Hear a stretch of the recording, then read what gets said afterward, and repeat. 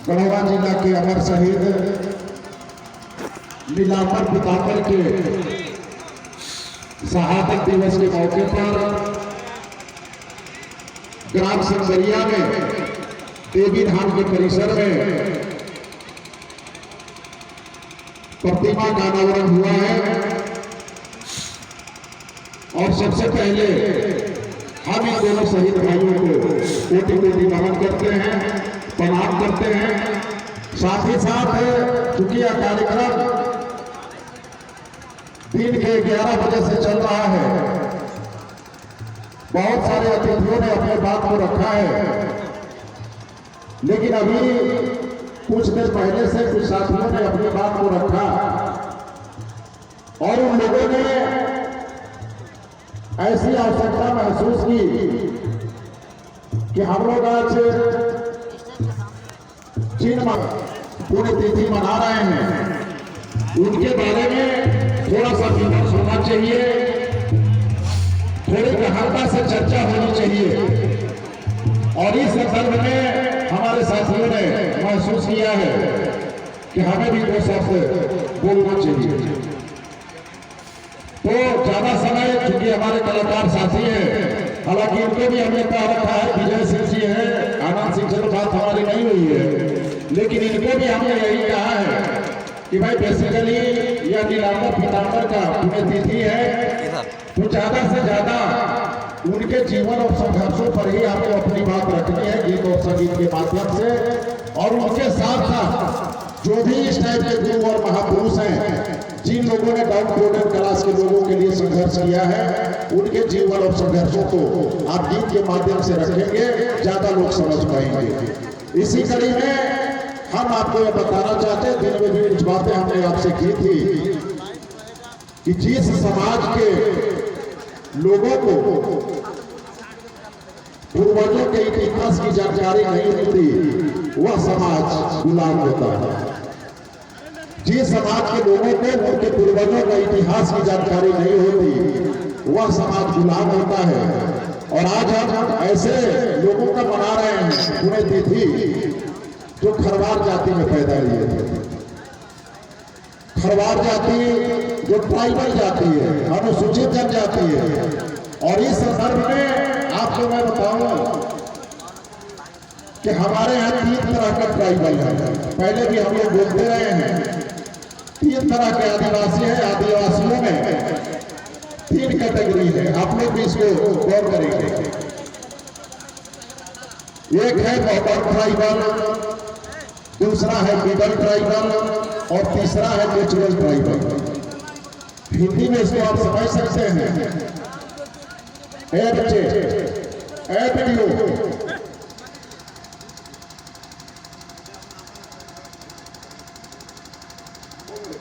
आप लोगों के साथ से बैठिए। तो यह जो आदिवासियों में 3 कैटेगरी है, ये जो मॉडर्न ट्राइबल है, उनको आप समझ सकते हैं कि आज इस देश में बाबा साहेब डॉक्टर भीमराव अम्बेडकर के संघर्षों के बदौलत आदिवासियों को राष्ट्रीय स्तर पर 7.5% का आरक्षण मिलता है। अनुसूचित जाति के लोगों को 15% और अनुसूचित जनजाति के लोगों को, आदिवासी समाज के लोगों को 7.5% आरक्षण का प्रावधान भारतीय संविधान में किया गया है। ये राष्ट्रीय स्तर पर है। लेकिन झारखंड में क्योंकि आदिवासियों की संख्या लगभग 27% के आसपास है, तो यहाँ इनका आरक्षण 26% है। सरकारी नौकरियों में सभी क्षेत्रों में आदिवासियों की जो हिस्सेदारी होनी चाहिए, आदिवासियों को रिजर्वेशन 26% मिलता है। 10% शेड्यूल कास्ट के लोगों को और 26% अनुसूचित जनजाति के लोगों को। लेकिन यह जो 26% आरक्षण है, यह जो 26% जो नौकरियां हैं, वो आदिवासी में एक ही तबका के पास है जो शिक्षित है। खास करके जो लातेहार के आगे, क्योंकि यह जो खरवार ट्राइबल है, खरवार जनजाति है, चेरो और खरवार, ये पूरे झारखंड में नहीं पाए जाते। ये बेसिकली पलामू प्रमंडल में ही इनकी आबादी है, गढ़वा, पलामू और लातेहार। इसके अलावा बहुत छोटे जो रांची उसी में कुछ लोग फंस गए होंगे, वही लोग होंगे, लेकिन यही पलामू प्रमंडल में खरवार की आबादी है। तो यह जो मैदान ट्राइबल है, आधुनिक आदिवासी, विकसित आदिवासी, आप जहां भी चले जाइए सरकारी दफ्तरों में बीडीओ, सीओ, मजिस्ट्रेट, दारोगा, एसपी, डीएसपी या आईएएस आईपीएस भी बड़े पैमाने पर मिलते हैं ट्राइबल समाज के लोग, लेकिन मॉडर्न ट्राइबल खास करके जो क्रिश्चियंस हैं, हिंदू धर्म छोड़ करके दूसरे धर्म को अपना लिए या जो क्रिश्चियंस के संपर्क में रहे, जिनका शिक्षा का स्तर, शैक्षणिक स्तर ऊंचा रहा है, वही लोग तरक्की कर पाए हैं आदिवासियों के नाम पर। और दूसरा जो मिडल ट्राइबल है, बीच वाला आदिवासी है, वह यहाँ के दो जनजाति है, खरवार और चेरो। ये बीच वाले हैं, ना नीचे है ना ऊपर है। और सबसे नीचे जो आदिम जनजाति है, नेचुरल ट्राइबल है, उसमें झारखंड की 12 जनजातियां हैं, कोरवा, करहिया, बिरिजिया, भुट्ठो, पांसो, बिरहो, असुर, इस टाइप की जातियां हैं, ट्राइबल जातियां, आदिम जनजाति, जिनको पीटीजी कहा जाता है। ये निचला है, मॉडर्न ट्राइबल, मिडिल ट्राइबल और नेचुरल ट्राइबल।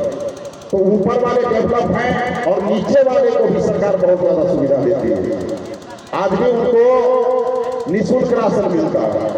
जो आदिवासी का है, जो आदिम जनजाति है, जो निचला तबके का आदिवासी है, उनको सरकार मुफ्त राशन देती है और घर पहुंचाती है। आप तो कम से कम जन वितरण प्रणाली के दुकान में लेने जाते हैं, लेकिन जो नेचुरल ट्राइबल है, आदिम जनजाति हैं, उनको सरकार होम डिलीवरी देती है, निःशुल्क राशन उनको घर तक पहुंचता है। वही नहीं, उनको बहुत सारी सहूलियतें हैं। उनके लिए बिरसा आवास है, आपके लिए खरवार और चेरो के लिए बिरसा आवास नहीं है। उनके लिए बिरसा आवास है, उनके लिए घुमक्कड़ भवन है, उनके लिए, उनको जीविकोपार्जन के लिए बहुत सारी सहूलियतें हैं। और आज भी उनकी सीधी नियुक्ति है। आपको कंपटीशन फेस करना होता है, लेकिन जो नेचुरल ट्राइबल है, आदिम जनजाति हैं, उनको अगर ग्रेजुएट है, आज के डेट में भी अगर बीए पास हैं, वो आवेदन दे देंगे, उनको नौकरी हो जाएगी, उनके लिए कोई परीक्षा की जरूरत नहीं है। तो मेरा कहने का मतलब यह है कि यहाँ जो पलामू प्रमंडल में जो खरवार और चेरो जो जाते हैं, या ना नीचे के हैं ना ऊपर के हैं, आपका कहीं कोई अस्तित्व नहीं है। आप कहीं खोजें सरकारी क्षेत्रों में तो बहुत खोजने से 100 में 1 आदमी आपको कोई डिप्टी कलेक्टर मिलेगा, 1 आदमी कोई दारोगा या डीएसपी मिलेगा। आप समझ सकते हैं कैसे क्यों? आप नीलांबर पीतांबर के वंशज हैं, लेकिन यह स्थिति आपकी है। और यह स्थिति आपकी इसलिए है कि आपको अपने पूर्वजों के इतिहास की जानकारी नहीं है। आज तक आप लोगों ने कभी महसूस नहीं किया, आपके समाज में यही नहीं और बहुत सारे लोग हुए थे, बहुत लोग हुए थे जिन लोगों ने आपके लिए संघर्ष किया, लेकिन इनके पीछे हम नहीं हैं, हम दूसरे के पीछे लगे हुए हैं। तो हमारा प्रयास यह है, आप लोगों को मैं बताऊं, 1993 में जब गढ़वा जिला अलग हुआ था पलामू से, उस समय पीके जाजोरिया गढ़वा के डीसी हुआ करते थे। और आज ही के दिन 28 मार्च 1993 को 28 मार्च 1992 को गढ़वा जिला अस्तित्व में आया था। और इन्हीं लोगों के पुण्यतिथि के अवसर पर जिला बना। और जब जिला बना उस समय मैं नौकरी में नहीं था, मैं बहुजन समाज पार्टी का गढ़वा का जिला अध्यक्ष था। और आप लोगों को भी मालूम है कि जब मैं संसदीय राजनीति में था, इस जिले की राजनीति में हमारा एक तथ्य था। उस समय बहुत सारे यहाँ लोग थे, कुछ पत्रकार थे, अनिल वर्मा जी थे, सुरेंद्र वर्मा जी थे, और लोग थे जिन लोगों ने गढ़वा जिला का इतिहास लिखा। उस समय खोज हुआ कि गढ़वा में कौन कौन ऐसे लोग हुए थे। उसी समय पलामू बजट में, क्योंकि उस समय तक नीलांबर पीतांबर को लोग नहीं जानते थे। पलामू का जो बजट है, पलामू बजट उसमें 2-4-5 लाइन अंग्रेजी में इनके बारे में लिखा हुआ है। गढ़वा में गढ़वानुमंडलीय एक लाइब्रेरी था पुराने बाजार में, हम लोगों ने जाकर के उसको पढ़ा पलामू बजट में, और नीलांबर पीताम्बर का ही हुआ। उसमें एक नागरिक समिति बनी थी जिसमें मेंबर बैठे थे, और सभी लोगों के प्रयास से इन महापुरुषों का खोज हुआ। ये लोग नहीं जानते। हम आपको 92 की बात बता रहे हैं। नीलांबर पीताम्बर के इतिहास की खोज में रघुराई राम जैसे लोगों की भी भूमिका रही है। हम लोगों ने ये किया। फिर गढ़वा जब जिला बना तो उस समय हुआ कि ये हमारे जिले के महापुरुष थे, इनको सम्मान मिलना चाहिए। उसी समय गढ़वा टाउन हॉल बना नीलांबर के नाम पर, नीलांबर टाउन हॉल। एक पार्क बना पीताम्बर के नाम पर, पीताम्बर पार्क। और आप लोग को एक चीज और नहीं जानकारी है, खास करके हमारे जो हलवाई समाज के लोग हैं उनको जानकारी नहीं है। परगढ़ के एक नारायण साहब हुआ करते थे, और नारायण साहब ने इन दोनों भाइयों को आर्थिक सपोर्ट किया। इनको राशन पानी छुट्टिए, जन छापामार युद्ध लड़ते थे। इनके लिए राशन पानी का प्रबंध नारायण साहब नामक एक बनिया ने किया था, जो हलवाई समाज का था। और आप लोगों को इस बात की जानकारी आप लोगों को भी होना चाहिए कि गढ़वा जो पोस्ट ऑफिस के सामने मार्केटिंग कम्प्लेक्स बना है, उस मार्केटिंग कम्प्लेक्स का नाम नारायण साहब विपणन परिसर है। आज भी बोर्ड लगा हुआ है। इसको भी आप लोगों को जानना चाहिए। मेरा कहने का मतलब यह है कि हमारे लोगों को, अपने समाज के लोगों को अपने समाज के इतिहास की जानकारी नहीं है। नीलांबर पीताम्बर ने संघर्ष किया, नीलांबर पीताम्बर लड़े, लेकिन इनके लिए दाना पाने का प्रबंध है साहू समाज के लोगों ने, नारायण साहब ने किया। उनको भी मान सम्मान मिला गढ़वा जिला अलग बनने के बाद। और वह जो मार्केटिंग कॉम्प्लेक्स बना है नारायण साहब विपणन परिसर करके बना है। तो इस तरह से यह जो नीलांबर और पीताम्बर थे, दिन भर आप सुन रहे हैं, ये प्रवाद समाज के थे। और जब आप भारत में आदिवासियों का इतिहास पढ़ेंगे तो यहाँ बहुत सारे संघर्ष हुए। संथाल विद्रोह हुआ, सिद्धू कानू चांद भैरव के नेतृत्व में, बिरसा के नेतृत्व में, बिरसा भगवान बिरसा मुंडा के नेतृत्व में, बिरसा मुंडा ही और बहुत सारे लोग थे जिनके नेतृत्व में छोटा नागपुर में आंदोलन हुआ। और उसी तरह से उसी कड़ी में नीलांबर और पीताम्बर के नेतृत्व में पलामू प्रमंडल में खरवार और भोक्ता विद्रोह हुआ।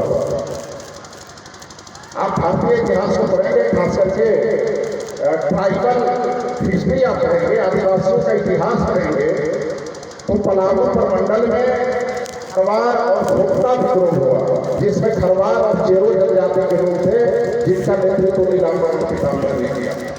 और इन्हीं लोगों के संघर्ष की बदौलत आज आप लोगों को 2 कानून मिले। आज सभी लोग विरोध करते हैं CAA, छोटा नागपुर डिफेंसियल विरोध करते हैं। इसके चलते हमारी जमीन नहीं बिक रही है।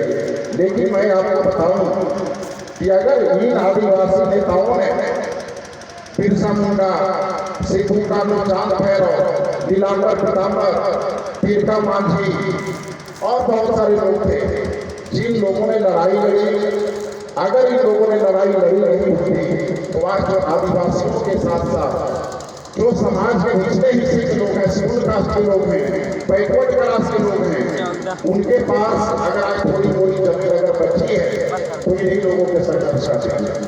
अगर इन लोगों ने लड़ाई लड़के छोटा नागपुर डिफेंसियल और संथाल परगना एक जगह नहीं लागू कराया होता तो आज आपके पास जगह का एक टुकड़ा भी नहीं बचता।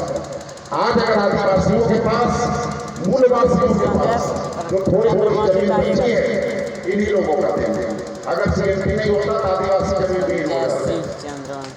क्योंकि जमीन विहीन होने का कारण है, अभी हमारे साथी एजुकेशन पर भी बोल रहे थे, हम लोगों के अंदर जो सबसे बड़ी गिनती है, सबसे बड़ी जो कमी है, वह कमी है पीने का।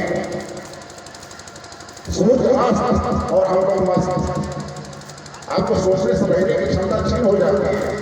जब से हम लोगों ने होश संभाला है, लगातार बोल रहे हैं कि यह जो नशा है, जो हुआ नशा का शिकार, उसका उजड़ा घर परिवार। माननीय कांशीराम जी कहा करते थे कि हम लोगों को समाज के जो निचले पैदान पर रहने वाले लोग हैं उनको नकल करने का अकल सीखना चाहिए। हम लोग अगर नकल करने का अकल सीख लें तो हमको लगता है कि हम बहुत तरक्की कर जाएंगे, लेकिन हम लोग को नकल करने का भी अकल नहीं है। हमको ये सीखना चाहिए। जो लोग आगे बढ़ रहे हैं, डॉक्टर अली ने बहुत अच्छा बात उन्होंने कहा और वही बात मैं दोहरा रहा हूँ कि हम लोगों को नकल करने का अकल सीखना चाहिए। आप इनकी भी पृष्ठभूमि पढ़ें। हमारे गांव में थे नथुनी साहू जी, उनकी पृष्ठभूमि को देखें, वो कहाँ थे और आज ये लोग बहुत ऐसा मिसाल है। हमसे भी देख सकते हैं आप। हमारे जो बाप की स्थिति थी इस गाँव में वो किसी से छुपा हुआ नहीं है, सब लोग जानते हैं। लेकिन आज मैं कहाँ हूँ इसको भी आप लोग देख रहे हैं। तो मेरा कहने का मतलब है कि हम लोगों को नकल करने का अकल सीखना चाहिए। जैसे दूसरे लोग पढ़ लिख करके आगे बढ़ते हैं, हम भी बढ़ सकते हैं, लेकिन हम लोग का सबसे बड़ा अवगुण क्या है? सूद अस्त हम मस्त। हमको बस दारू मिलना चाहिए। यही बात पहले वाले लोग, ये लोग दारू नहीं पीते थे।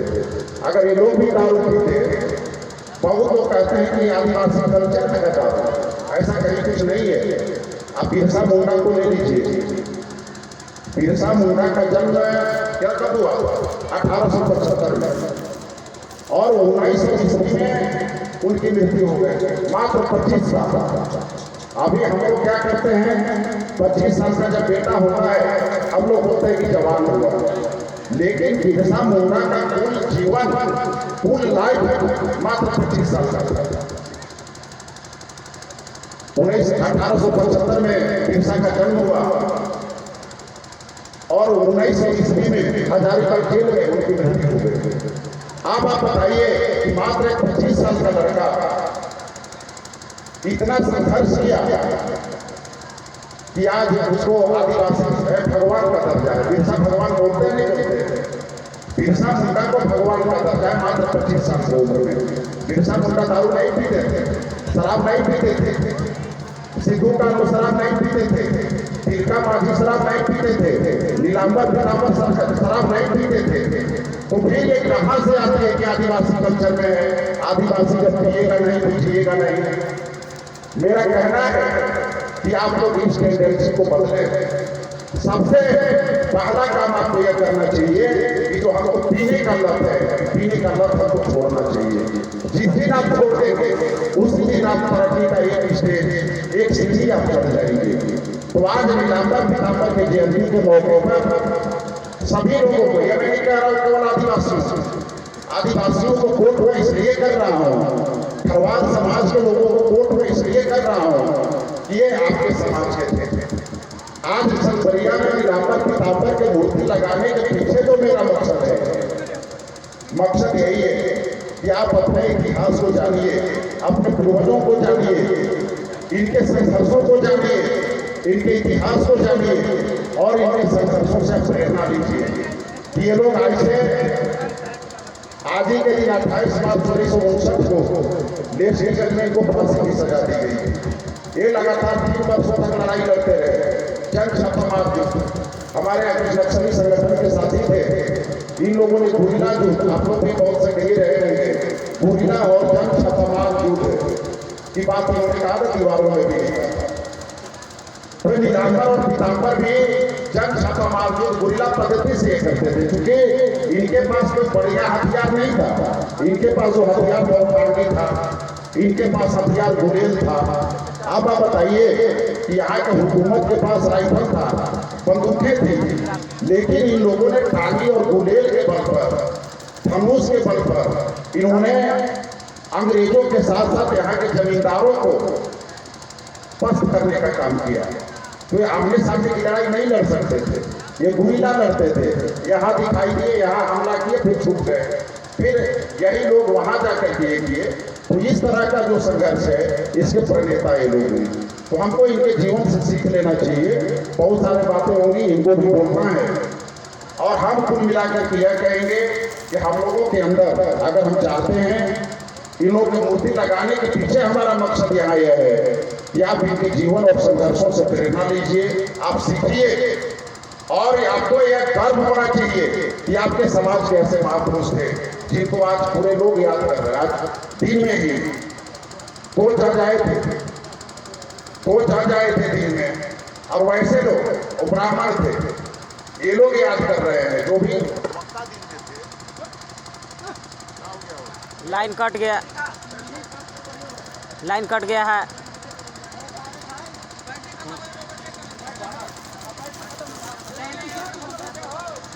लाइन कट गया, लाइन कट गई है।